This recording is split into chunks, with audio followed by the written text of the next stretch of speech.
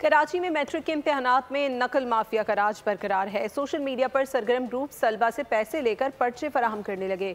तलबा को आधी रात को इम्तहानी पर्चे बेचे जाने का इंकशाफ हुआ है। मैट्रिक बोर्ड नकल माफिया के सामने बेबस है। उम्मीदवारों को मुनासिब सहूलियात भी ना दे सका।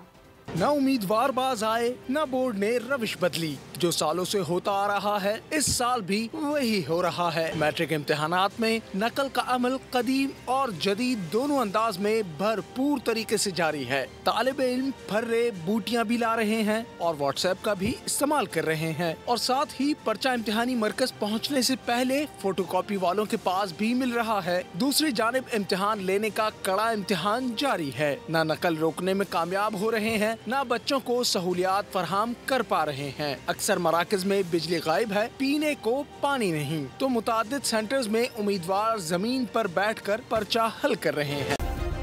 सब्सक्राइब करें और बेल दबाएं ताकि कोई खबर रह न जाए।